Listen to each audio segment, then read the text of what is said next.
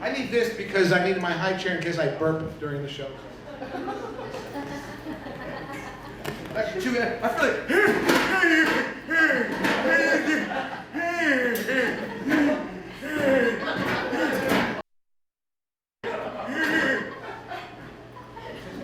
That's what it took, all the energy out of me just to get that.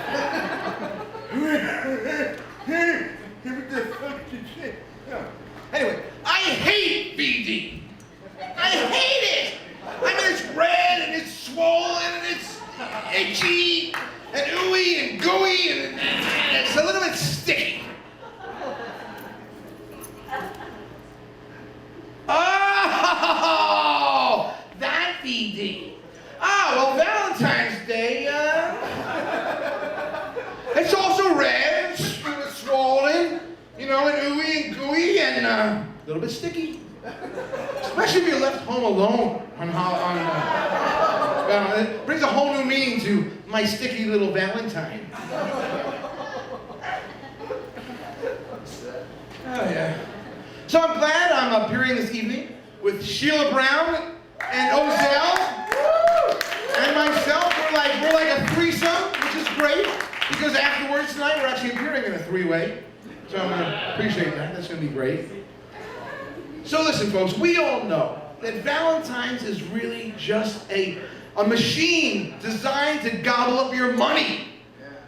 It's a machine. Its primary function is to make money. And they don't care if they do it with Valentine's Day cards and chocolates, teddy bears, and we're smothercated. You like that word, smothercated? It's like suffocated and smothered, but mother is in there somewhere. We're smothercated with like cupids and hearts, you know, and I'm not getting the chocolates, and I'm not gonna let it get to me. I'm not gonna let it get to me. That's why this year, I decided to save some money by switching to single.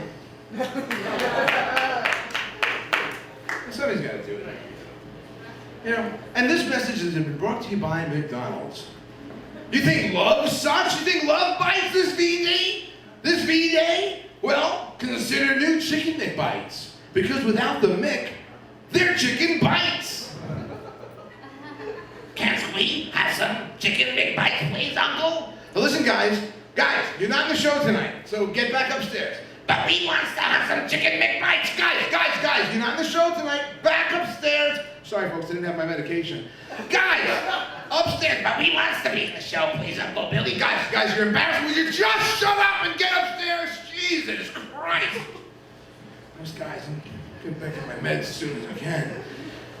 So I was at Silly's one Valentine's Day, and I see the most beautiful girl in the entire world in the club. She was almost as beautiful as this young lady right here.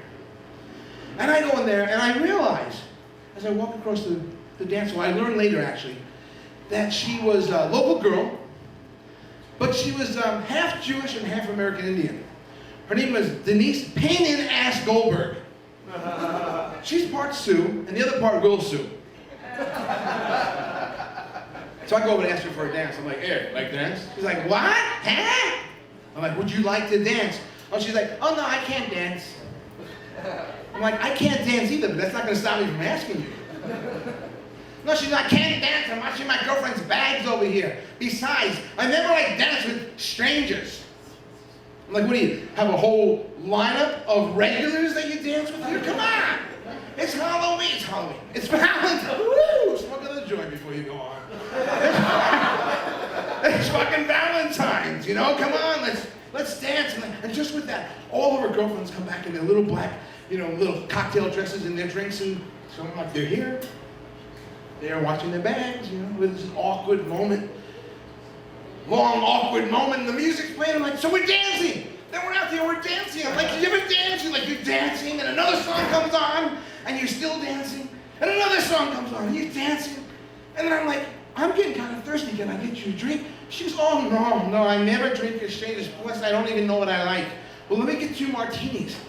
She goes, no, make mine a double absolute with 2 lemons and an olive. And I'm like, this is from a girl who has no idea what she wants.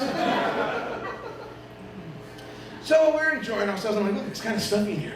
Do you mind if we go outside, you know, get a breath of fresh air? Oh, no. I never get a breath of fresh air with strangers. I'm like, look, it's Waikiki. How fresh can it be? Four tour buses just went by.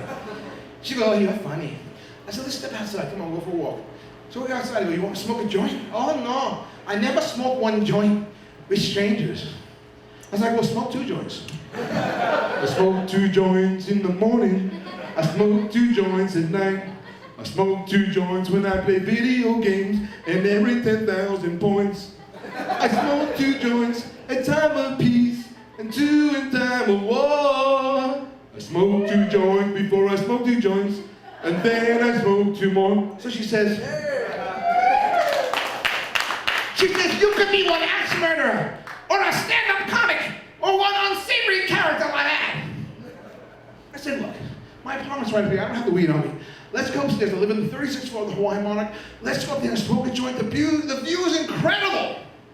She said, well, I don't normally smoke a joint with a stranger, but since the view is incredible, okay, we'll go upstairs. So we go upstairs and things start warming up right away. I mean, it's Valentine's Day. I can't help but over here, my neighbors are going at it. I mean, I can't help over here because I have the drinking glass in my bathroom up against my ear, pressed against their wall. And she's like, oh, it's so big, it's so big, it's so big, it's so big. And I hear my neighbor say, honey, that's the bedpost. Climb down from there, you freak off. You freaking freak off. Climb down from there. You freaking fucking freak off. You freaking fucking freak off. You freaking fucking freak off. So she climbs down, and we're stoned, you know, we're inspired, so we start going at it like jackhammers. Not jackrabbits. Like jackhammers. Like, we're all over the place. And she's like, shove this lamp up my ass. And I'm like, shove the lamp up my ass? 15 minutes ago, you wouldn't dance with me, bitch. Unreal. So we're out one night, we're drinking. We're back in New York, we're drinking, it's kind of late. And we're drinking way too much. And we're drinking way too late because we promised the next day's Valentine's Day. Let's go for a nice magical canoe ride down the Delaware Water Gap. I said, you know what that means? We gotta get up at 6 o'clock in the morning and be out of town before 9. So we get up at 10. And right away, she's like, I gotta puke. I'm like, babe, let's just get in the car and go. She goes, no, really, seriously, I gotta throw up. I go, let's get in the car and just drive, okay? So we start driving, and of course we get to the bridge, horrendous traffic. She's like, this is it, I gotta throw up. I go, babe, calm down, we're on the bridge. Just pull over, I gotta throw up. Will you shut up? I pull over. She gets to the side of the road, she's like, ah! Ah! I'm like, what do you call a cab? Shut the fuck up, I'm trying to puke here! Ah! Nothing. We get back to the car, let's go. We drive up a few more exits, and she's like, pull over, this is it, I know I gotta throw up. I pull over, she's like, ah! Ah! I'm like, what are you calling a cab? She goes, shut the fuck up, I'm trying to throw up here! So we get back in the car, we drive a few more exits. She's like, this is it, Billy, this is the big splashdown, I gotta throw up, pull over! So I pull over, and she's like, ah! Ah! I said, babe, I feel terrible for you. Maybe you should eat something. I have some hard-boiled eggs in the glove box, and she says,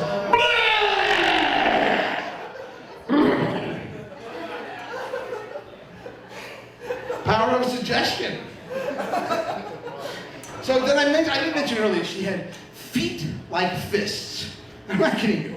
She had like these feet of fury. Let me try and show you what her feet look like. No, I'm not gonna take my shoes off. She had feet like this, like, yeah, this is her feet.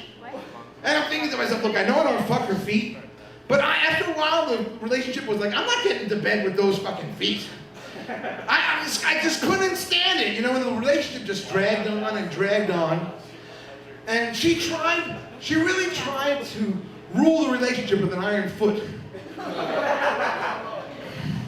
And one day we're walking along, and I'm walking too slow in front of her.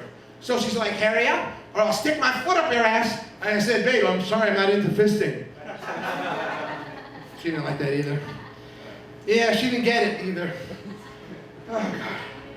So, I just have a few words of advice For our young lovers, who are our young lovers in the audience this evening?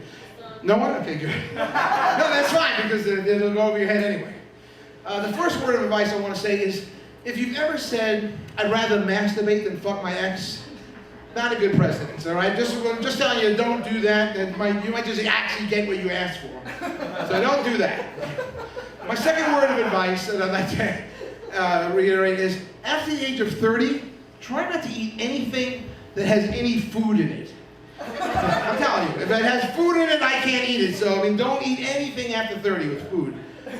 And tonight, if you're dining with us and here at the Indigo, and you're in a relationship and you're breaking up tonight, let me recommend that you don't order an entree that stains.